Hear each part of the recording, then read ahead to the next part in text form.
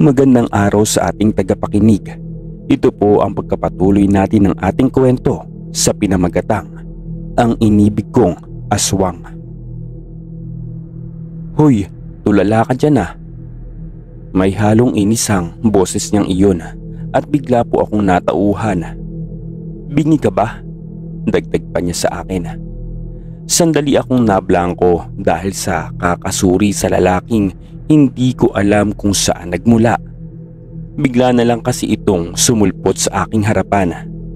Ni hindi ko nga namalayan kung paano niya nagawang mapunta sa aking harapan. Pero naiinis ako sa kagaspangan ng ugali ng lalaking ito.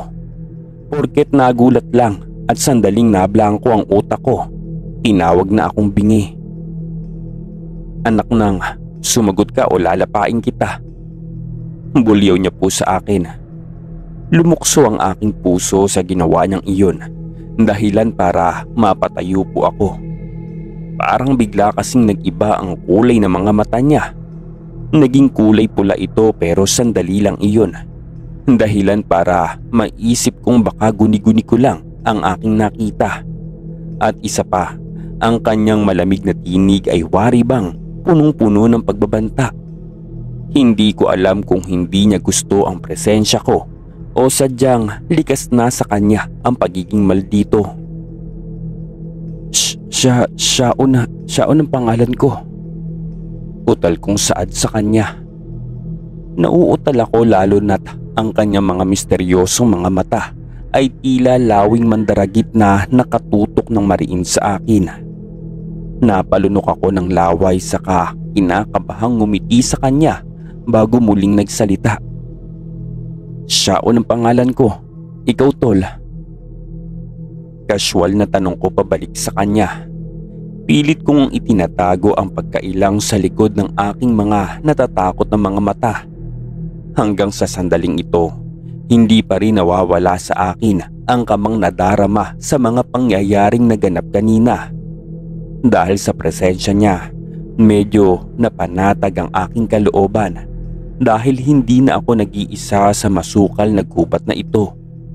Ngunit naroon pa rin ang kalituhan sa akin kung dapat ko bang pagkatiwalaan ang estrangherong ito. Miguel. Maikling sambit niya sa nakataas niyang makapal na kilay habang pinagmamasdan niya akong mabuti na wari bang binabasa niya ang aking mga galaw. Ni pati ang paraan ng aking paghinga ay hindi niya pinalampas.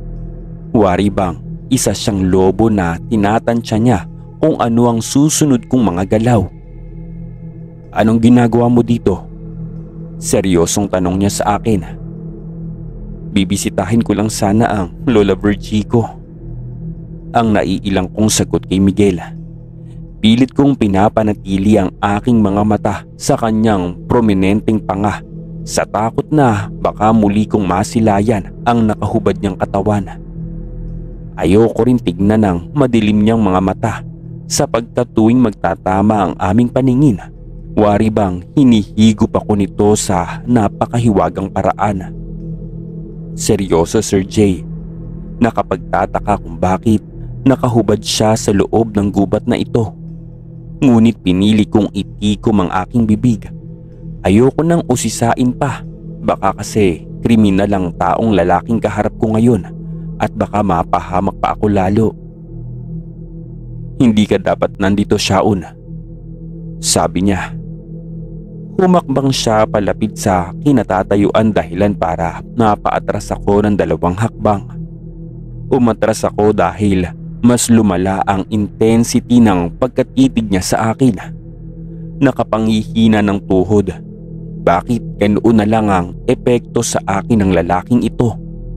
Ngunit sa kabilang banda, dapat ay maging mabuti siya sa akin dahil bisita nila ako sa lugar na ito.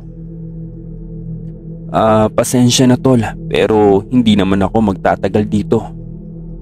Pagdadahilan ko. Totoo ang sinabi kong iyon. Mga ilang buwan lang kasi ay babalik na rin naman ako sa aming bayan.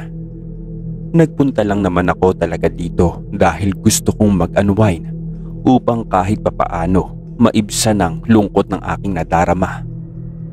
Bibisitahin ko lang naman ang lola ko at isa pa. Hindi naman siguro bawal ang tumapak sa lupang ito, hindi ba? At nakita ko ang pagkunot ng kanyang noo. Baka sa nakalukot nitong muka ang hindi niya gusto sa aking tugon na ipinarating ko sa kanya. Mapanganib ang lugar na ito para sa mga taong kagaya mo, kaya umalis ka na. Malamig na boses niyang pagtataboy sa akin. Mga taong gaya ko. Kung mapanganib ang baryo na ito, bakit nila dito piniling manirahan? Pareho naman kaming mga tao. At isa pa, Sir Jay, hindi naman sila siguro mga aswang. Bagamat na ikwento noon sa akin ng aking Lola Virgie ang tungkol sa mga aswang. Ngunit hindi ako naniniwala na may mga nilalang talagang ganoon na nabubuhay sa ating mundo. Ang mga aswang ay pawang katang-isip lamang, ni walang makakapagpatunay kung nag-e-exist nga ba sila sa ating mundo. Ang mga aswang ay nabubuhay sa mga imahinasyon lang o hindi kaya'y nakasulat lang sa mga aklat. Seryoso na siya at pinapaalis niya ako gayong nandito na ako. Sino kaya ang lalaking ito? Ang gusto ko lang naman ay magtungo sa bahay ng aking lola, at kung makapagsalita siya ay para bang napakalaking kasalanan ang pagtapak sa nakakatakot na lugar na ito. Sandali lang pero pasensya na tol ah. Matatag akong umiling sa kanya. Nais kong iparating sa kanya ang aking pagtutol sa inutos niyang pag-alis ko sa baryo na ito. Nandito na ako at wala nang atrasan pa ito. Malayo na kasi ang aking nalakbay at isa pa, imposible ang nais mong umalis ako dahil wala namang sinong maghahatid sa akin pabalik sa bayan. At kung gaya nga ng sinabi mong napanganib ang lugar na ito, hindi ba dapat samahan mo na lang ako patungo sa bahay ng lola ko dahil tiyak na mas ligtas ako doon?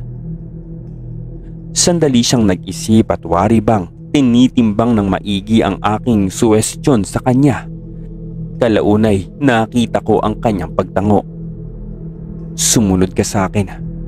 Maotoridad na sabi niya sa akin sabay talikod, dahilan para tumambad sa akin ang matambok na puwet ng lalaki. Napabuga na lang ako ng hangin sa kanapailing, ngunit hindi ko maiwasang hindi humanga sa pangmodelong tindig niya, pati ang kanyang balat, bagamat moreno, ngunit napakakinis nito. Teka, alanganing sambit ko pero hindi man lang siya lumingon sa akin. Kilala mo ba ang lola ko? Tanong ko sa kanya. Sumunod ka na lang. Sagot niya sa akin kahit na matabang siyang nagsalita. Napabuntong hininga na lang po ako, bagamat nagtatalo pa rin ang aking isipan kung tama bang sumunod ako sa kanya. Ngunit ayoko din namang mastak sa loob ng nakakatakot na gubat na ito. Pinulot ko po ang aking maleta kapag ko ay sumunod na sa kanya. Sinubukan kong igala ang aking paningin sa ibang direksyon, pero animoy may mga magnet na nakakabit sa kanyang malapad na likod, dahilan para laging dumako ang tingin ko sa parte ng katawan niyang iyon pababa sa umaalog-alog niyang puwitan. Matambok po ito. Marahil ay maraming mga kababaihan ang naglalaway sa kakisigang taglay ng lalaking ito. Sandali kong sinampalang sarili sa aking isipan dahil parang pinagnanasahan ko ang kahubadan ng estrangherong ito. Siyempre ay lalaki ako. Marahil ay nai-intimidate lang ako sa kakisigan niya kung ikumpara sa aking katawan. Daliri niya lang ata ito. Sandali lang, bakit ka ba nakahubad? Hindi mapigilang alanganin pag-uusisa ko. Hindi ba't mas nakakabuting magbihis ka na muna? Sandali po siyang napahinto sa tanong ko at saka lumingon sa akin na may halong inis sa muka. Suwestyon ko lang naman iyon at bakit ba siya nagagalit sa akin? Sana ay hindi na lang ako nagsalita pa. Pahamak talaga itong bibig ko. Naiwala akong damit ko. Maiksing sambit niya sa akin at napakunot agad ako ng noo dahil sa kanyang tinuran. Akala ko ay nagbibiro siya. Tatawa na sana ako. Ngunit nang mabakas ko sa kanyang nakakunot na ang noo niya at seryoso siya, pinili ko na lang itikom ang aking bibig. Naiwala. Paanong naiwala ang damit niya? Magtatanong pa sana ako pero pinili ko na lamang ang tumahimik at magsalita na lang sa utak ko. Baka iwanan pa niya ako sa nakakatakot na talahibang binabagtas namin ngayon. Unti-unting napunit ang ngisi sa kanyang labi dahilan para tumambad sa akin ang mapuputing ngipin niya. Naiilang ka ba sa kahubadan ko? Kalaunay nagtanong siya sa akin. Mabilis akong napailing. Bakit niya naisip ang bagay na iyon? Sinungaling. Matigas niyang diin na wari bang siguradong sigurado talaga siya sa ipinaratang niya sa akin. Hindi ka ba komportable sa tanawing nakikita mo ngayon? Bakit hindi ka makatingin sa akin ng diretsyo? Shaun? Tanong niya at may diin ang paraan ng pagbigas niya ng pangalan kong iyon nang hindi binubura ang mga ngising sandaling nagpahinto sa pagtibok ng aking puso. Teka, nilalandi ba ako ng lalaking ito? Bakla ba ang lalaking kaharap ko ngayon? Tanong ko sa isip ko. Pero hindi at nasisiguro ko iyon. Walang bahid na pagkabakla ang kanyang tindig at kilos. Nagkakamali ka, tol. Pagsisinungaling ko sa kagustuhang maitanggi ang katotohanan na kanina pa talaga ako naiilang sa kanya. Sino bang hindi? Ito pala ang unang pagkakataong makakita ako ng hubot-hubad na lalaki sa buong buhay ko. Ang ibig ko pong sabihin, Sir Jay, bukod sa aking sarili at sa mga porn na nandito sa cellphone ko, ito pa lang ang unang pagkakataong makakita ako ng hubot-hubad na lalaki sa personal. At isa pa, nakakamangha ang kanyang katawan. Hindi ako sanay na humanga sa katawan ng ibang lalaki, gayong lalaki naman ako. Ganon. Hindi kumbinsidong tanong niya saka tumalikod sa akin. Tayo na, malalim na ang gabi. Baka makita ka pa nila. Wika niya sa akin. Naguguluhan man sa sinabi niya, ngunit isinawalang bahala ko na lang ito dahil na rin siguro sa pagod na nararamdaman ko.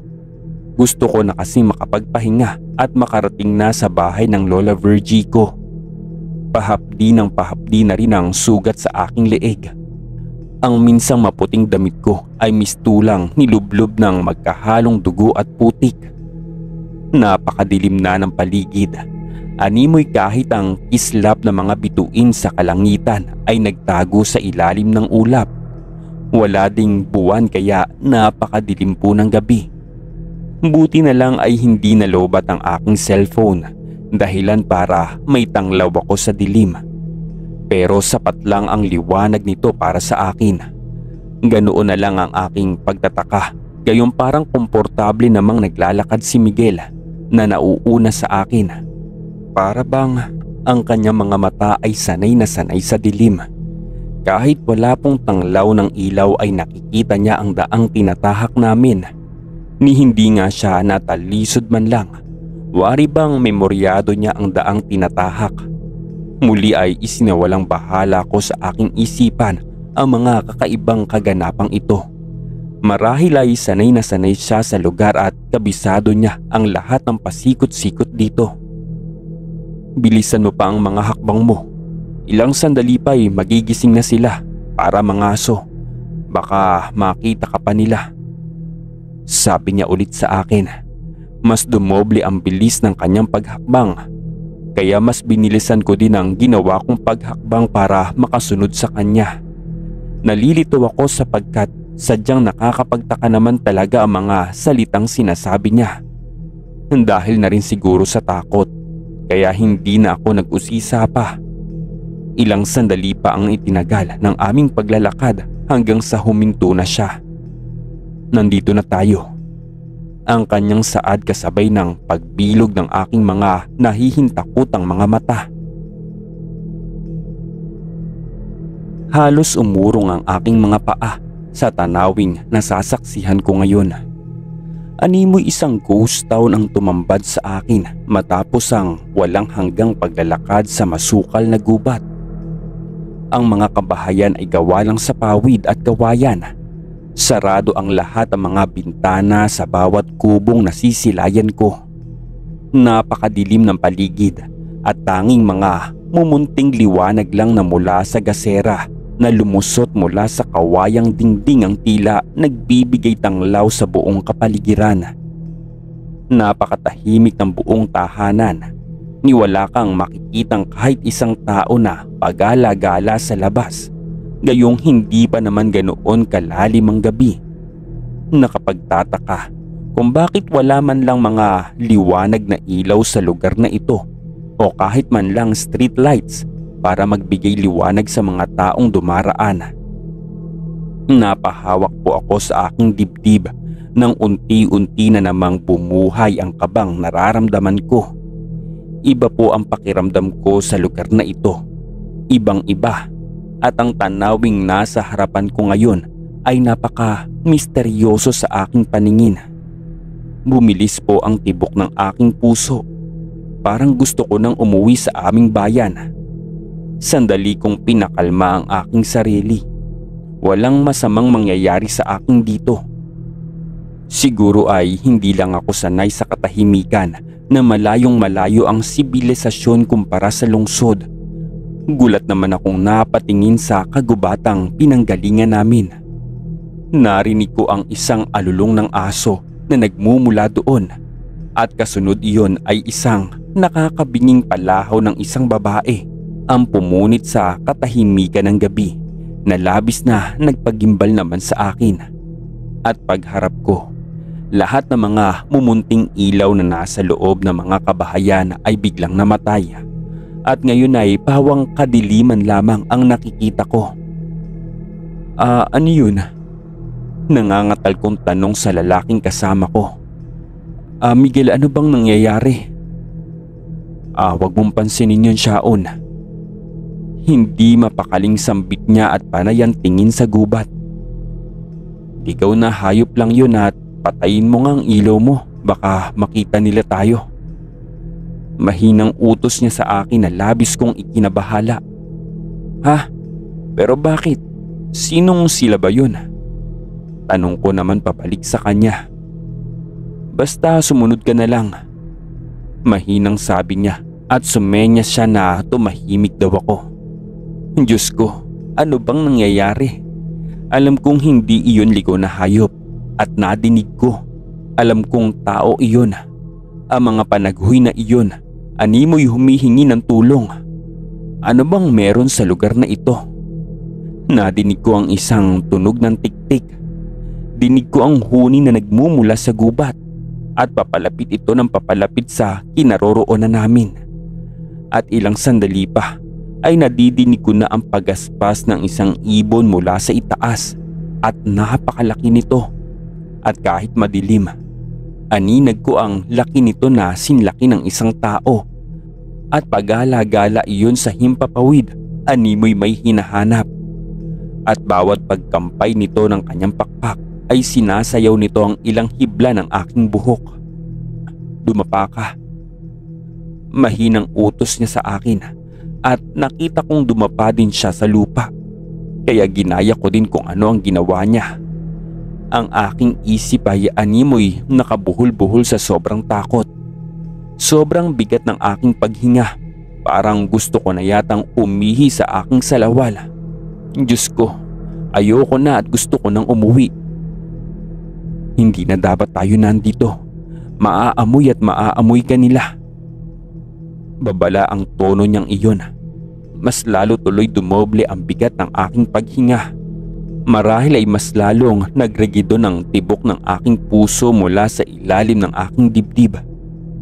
Kailangan na nating umalis dito, Shaon.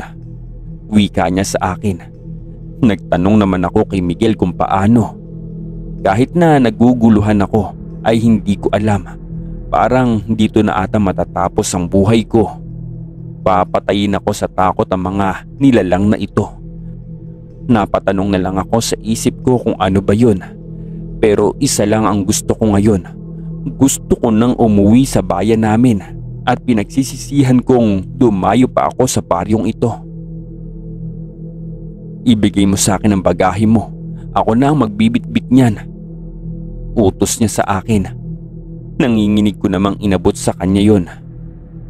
Hawakan mo ang aking kamay, Shaon, at kahit anong mangyari ay huwag kang bibitaw. Maliwanag.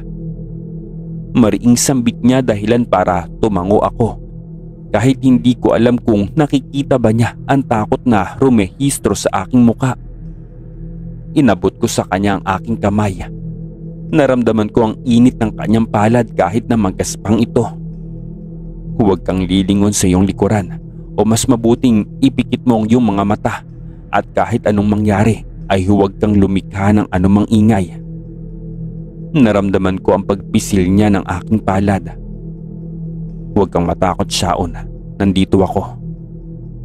At sa sinabi niyang iyon ay medyo napanatag ako. At yun na lang ang tanging pangahawakan ko sa pagkakataong ito. Pakiramdam ko'y ligtas ako mula sa mga kamay niya. Handa ka na ba? Ipikit mo ang iyong mga mata at ihahatid na kita sa bahay ng lola mo. Sambit ni Miguel sa akin. Mariin po akong pumikit, Sir Jay, at ilang sandali pa ay naramdaman ko nang nagsimula na kaming tumakbo. Pakiramdam ko'y nilamon ako ng aking kaba. Animoy kahit ang paghinga ko ay hindi ko magawa. Naramdaman kong tila nag-iba ang kamay niyang humahawak sa akin. Parang may mga balahibo ang nakakapakong balat. Pero isiniwalang bahala ko ito. Dahil siguro sa takot ay hindi ko na alam kung ano ang iisipin pa. At nararamdaman ko sa pagkakataong ito, ang kaninang maingat at marahang pagtakbo ay naging mabilis. At mas bumilis pa. Ni hindi ko na maramdaman na tumatapak pa ako sa lupa. Basta ang alam ko lang na ang aking mga paa ay tumatama sa mga talahib o anumang klaseng damo. Nandito na tayo, Shaon. Ibukas mo ang iyong mga mata at ito na ang bahay ng Lola Virgie mo. Sabi sa akin ni Miguel.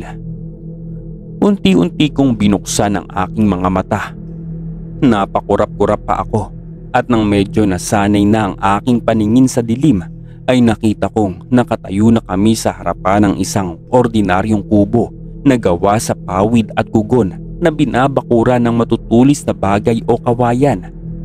Pinakalma ko ang aking sarili dahil pakiramdam ko ay nahihilo ako. Wala atang 10 segundo ang tinakbo naming iyon. Salamat, Miguel. Nakangiting sambit ko sa kanya. Pero ganun na lang ang pagkunot ng aking noo. Nang lingunin ko siya ay wala na siya sa tabi ko. Inilibot ko ang aking paningin para hanapin si Miguel. Pero hindi ko na mahagilap ang kanyang bulto o kahit man lang ang kanyang anino. Miguel, nasan ka? Nagtatakang pagtawag ko sa kanyang pangalan pero walang sumagot at parang nabibingi lang ako sa katahimikan ng gabi na bumabalot sa lugar na ito. Napailing-iling na lang ako saka nagpasyang katukin na lamang ang pintong bakod ni Lola Virgie at maya-maya ko na lamang iisipin ng lalaking iyon na natagpuan ko sa nakakatakot na baryong ito. Tahimik kong pinagmasdan ng kanina pa walang kibukong lola. Naging balisa ang matanda pagkatapos gamutin ang sugat ko sa leeg. Bagamat maliit lamang ang mga sugat na natamo ko, ngunit ramdam ko pa rin ang paghapdi hanggang sa puntong ito. Kasalukuyang nagsasaing ang Lola Virgie at abala sa pag-init ng natitirang ulam para makapaghapunan na ako. Ramdam ko ang pagkadi gusto niya ng aking pagparito. Nakakalungkot nga lang, Sir Jay, gayong hindi naman ganito yung trato niya sa akin noong binibisita niya ako sa bayan. Kapag pumaparoon siya sa aming tahanan, ibang-iba ang kanyang pakikitungo sa akin na labis kong pinagtataka. Gayong sweet at malambing naman ang matanda at mahal na mahal po ako. Sandali pang namayani ang katahimikan sa pagitan naming dalawa hanggang sa nagsalita na po siya. Iba siyaon, sabi ko naman sa inyo ay bibisitahin ko na lang kayo doon sa bayan. Napakatigas talaga ng ulo ng ina mo at hinayaan ka pa niyang pumarito sa baryo. Galit na sabi niya sa akin.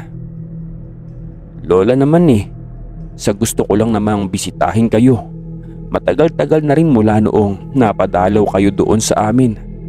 Ayaw nga po ni Mami na pumarito ako pero ako po yung nagpumilit dahil gusto ko pong makasama kayo. Nakayukong sagot ko kay Lola Virgie. Totoo namang gusto kong makasama ang lola kaya ako nandito pero parte pa rin ng rason ay yung hiwalayan naming dalawa ni Agnes. Ibig mo bang sabihin ay hindi ka nabalaan ng nanay mo? Mariing tanong ng lola habang inilatag ang mainit na sabaw sa may mesa kaharap ko. Tinignan ko siya ng may pagtataka. Binalaan po tungkol saan, lola? Naging malikot ang kanyang mga mata. Hindi makatingin ng diretso po sa akin. Palagay ko'y may tinatago ang Lola Virgie sa akin. Hindi ka masisiyahan rito. Maboboard ka lang dito. Kita mo naman siguro na malayo ang sibilisasyon ng lugar. Tahimik at walang kuryente at wala kang mapapala dito. Wika ni Lola Virgie. Lola, gaya ho ng sabi ko sa inyo ay gusto ko kayong makasama. Hindi naman itong baryo ang sadya ko dito Yun yung makasama ko po kayo.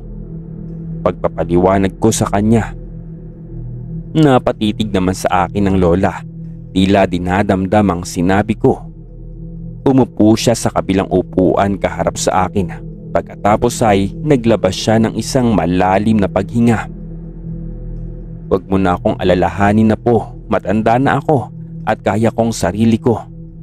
Alam mo, mas mabuting umuwi ka na bukas. Sadyang hindi para sa iyo ang liblib at tagong baryo na ito. Mahinahong saad ng lola. Lola naman pinapalayas niyo na ako. Nakakantampo naman po kayo. Minsan nga lang tayong magkita papaalisin mo na ako agad. Huwag naman ganyan, lola. Madrama kong sambit sa kanya. Alam kong hindi ako matitiis ng lola ko at alam kong mamaya ay bibigay na rin ito. Malakas kaya ako sa kanya at mahal na mahal ako niyan. Ako lang kasi ang nag-iisang apo niya. Mapanganib ang baryo, apo. Hindi kita mapoprotektahan sa anumang mga nilalang na posibleng manakit sa iyo dito. Kapakanan mo lang naman ang gusto ko. Nababahalang sagot niya sa akin. Hindi ko na lamang maintindihan, Sir Jay, kung bakit ganoon na lamang ang kanyang pag-aalala sa akin gayong mas matagal na siyang naninirahan dito. Kung mapanganib man ang lugar na ito, pero bakit niyang piniling manirahan sa lugar na ito? Bakit po ba, lola?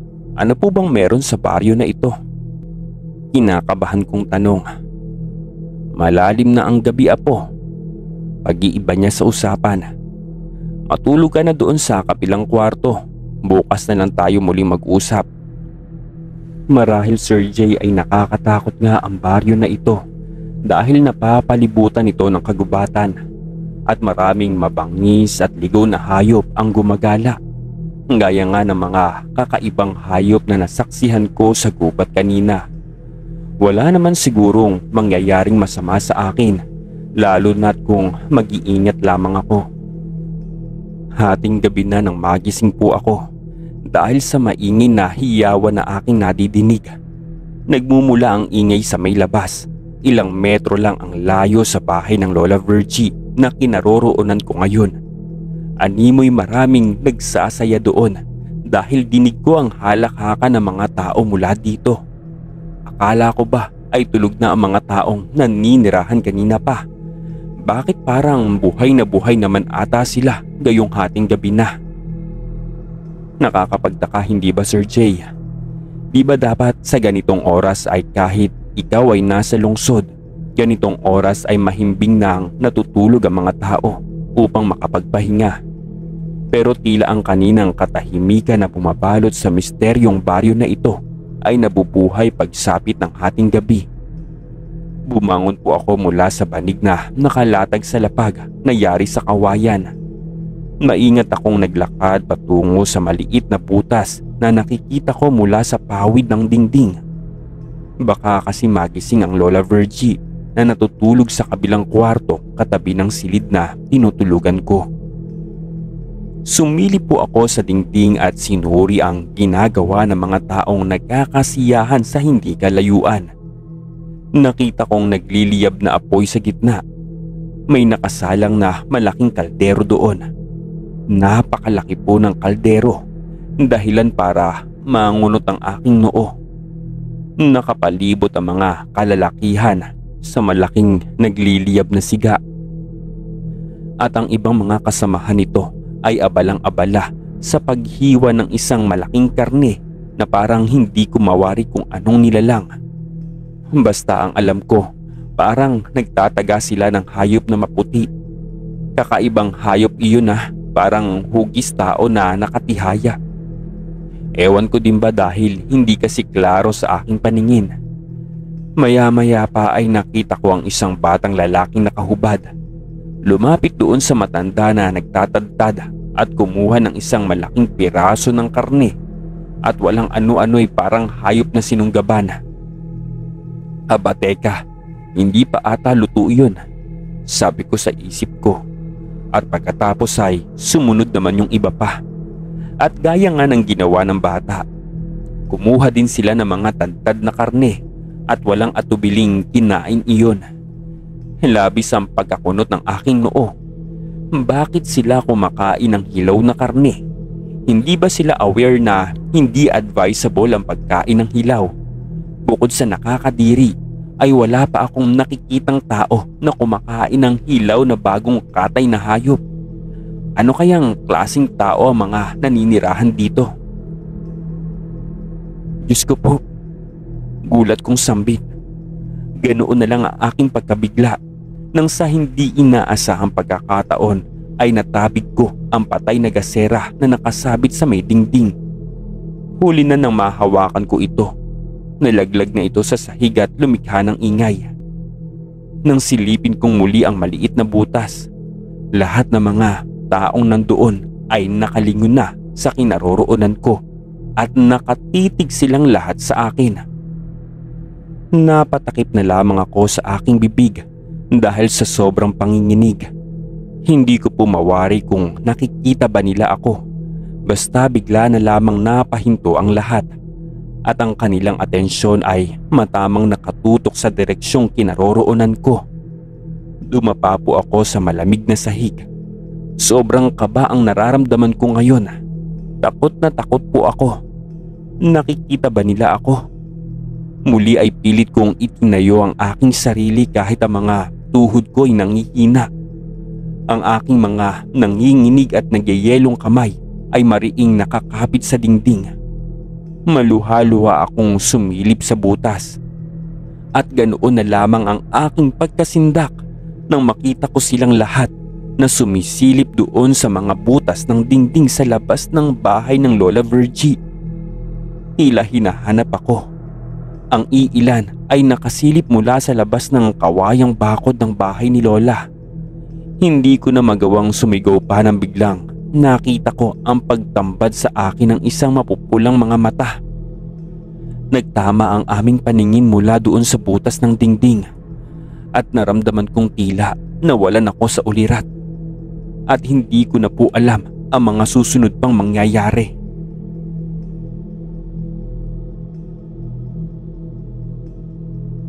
Nagising ako kinaumagahan dahil sa mga tilaok po ng mga manok sa labas.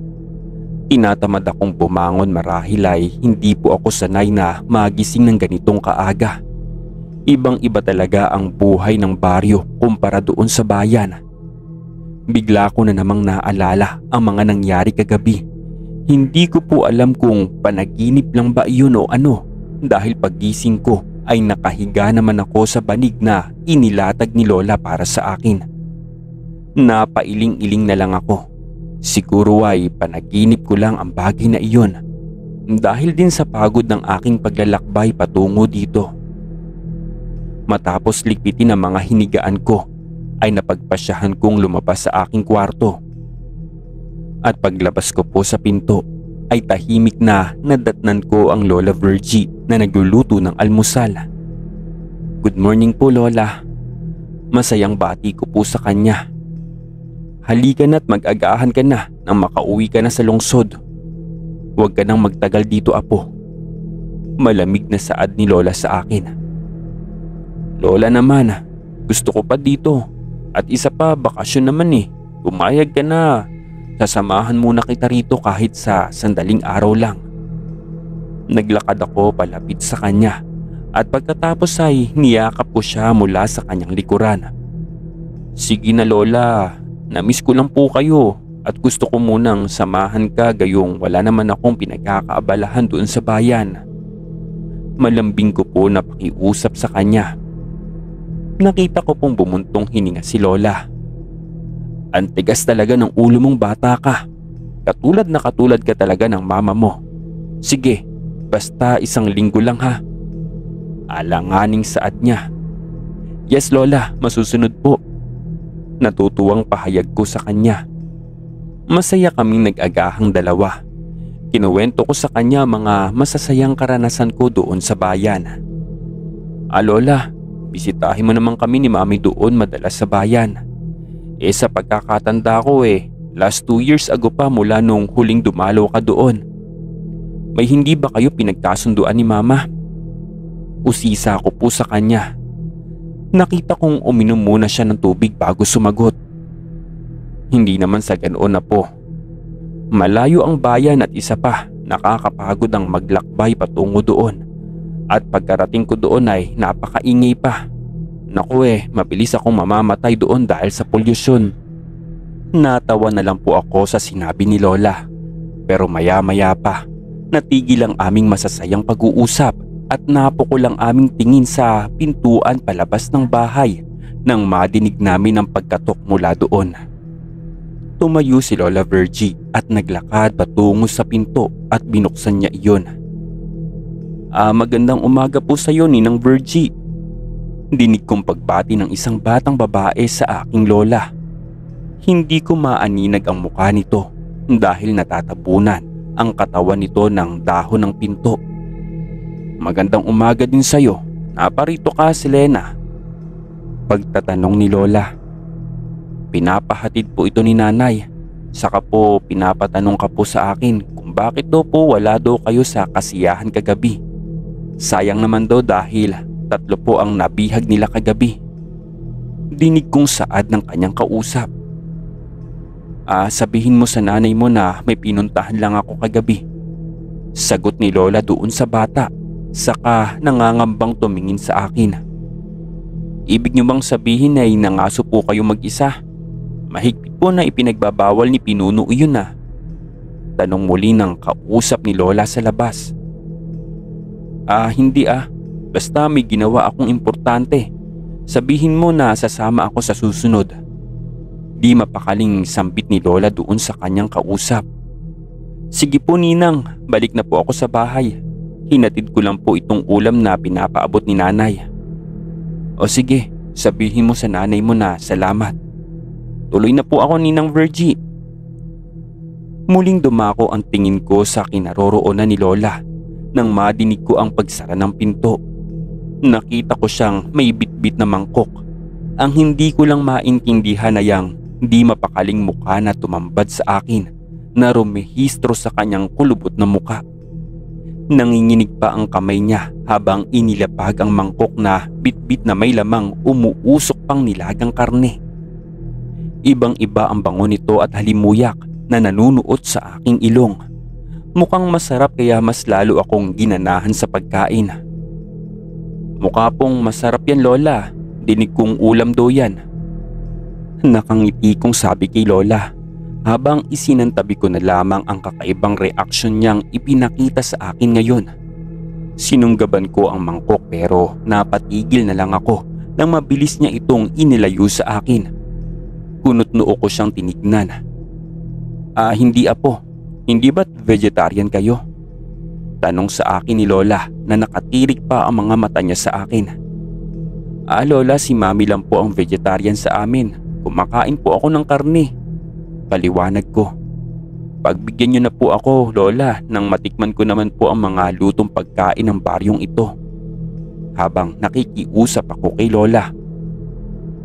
Hindi na po tumugon pa si Lola at hinayaan na lang akong kumuha ng isang hiwa doon sa nilagang karne. Napayuko na lamang ito. Tila ba sumusuko sa katigasan ng aking pagpupumilit. Malalagot ako ng mama mo nito. Mahina at frustrated niyang bulong. Napahilot pa ito ng sentido na ikinatawa ko na lamang. Hindi rin naman niya ako masisisi. Minsan lang ako mapadpad sa lugar na ito. Kaya ganito na lamang ang aking kagustuhang i-explore ang baryo kung saan lumaki si Mami.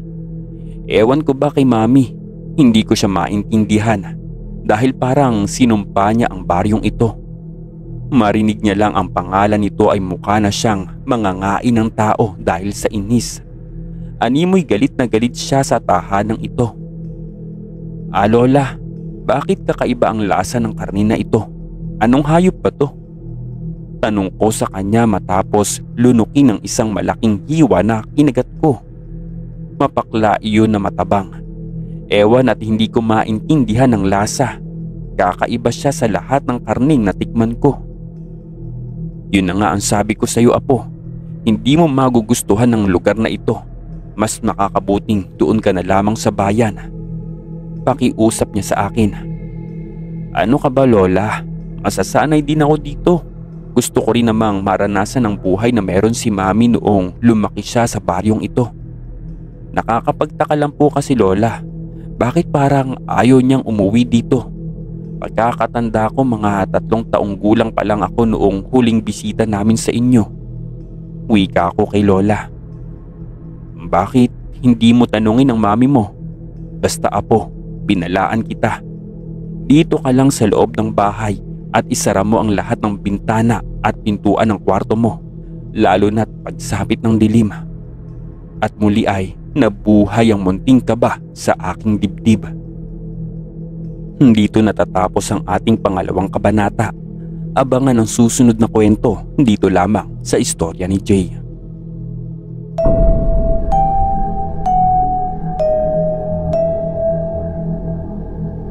Istorya Tagalog Horror Stories.